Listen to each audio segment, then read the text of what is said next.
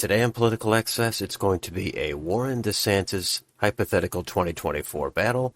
This was suggested to me in the comments, so let's not waste a lot of time. We'll talk a little bit more about it at the end. We'll start in Alaska. That'll be safe for DeSantis. Hawaii, very safe for Warren. Washington, Oregon, California, very safe for Warren. Nevada, tough call, but I went with a tilt for Warren. Idaho and Utah, safe for DeSantis. Arizona, another tough call, but I settled on a tilt for DeSantis. Montana and Wyoming, safe for DeSantis. Colorado, high double digits, 9, maybe up to 10 points, likely for Warren. New Mexico, that'll probably be about 4.5 to 5 points, leans for Warren. North and South Dakota, safe for DeSantis. Nebraska at large, safe for DeSantis. The 2nd District, that's the Omaha District, that'll be 2 to 3 points, leans for Warren.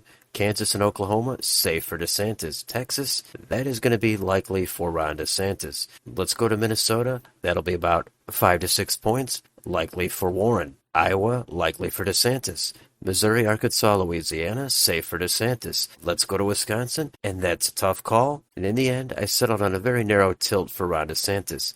Illinois, safe for Warren. Michigan will be leans for Warren. Indiana will be safe for DeSantis. Kentucky, Tennessee, Mississippi, Alabama, safe for DeSantis.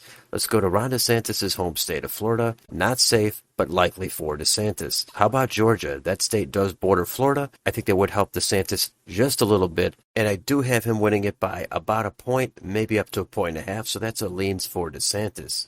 South Carolina, safe for DeSantis. North Carolina, leans for DeSantis. Let's go to Ohio, likely for DeSantis. West Virginia, safe for DeSantis. Now we go up to Maine, at large, likely for Warren. The 1st District, safe for Warren. The 2nd District, likely for DeSantis. How about New Hampshire? That I have is about 5 to 5.5 points, likely for Warren. Vermont, New York, Massachusetts, Connecticut, Rhode Island, New Jersey, Delaware, Maryland, Washington, D.C., over 10 points, safe for Warren. Now we've got Pennsylvania, and that was another close one for me. In the end, I went with a tilt for Warren. And finally, the last state is Virginia, and that'll be mid-single digits, likely for Warren. And there's your final map. So it's extremely close, but DeSantis does win it. And you could make a case definitely for changing some of these margins and flipping some of these states. Maybe you might think Minnesota or New Hampshire could get under a 5-point margin. Or maybe you think the margin is greater in Nevada. Maybe you think Arizona or Georgia flip for Warren. Maybe New Mexico becomes likely. Maybe Wisconsin ends up going for Warren by 3 or 4 points.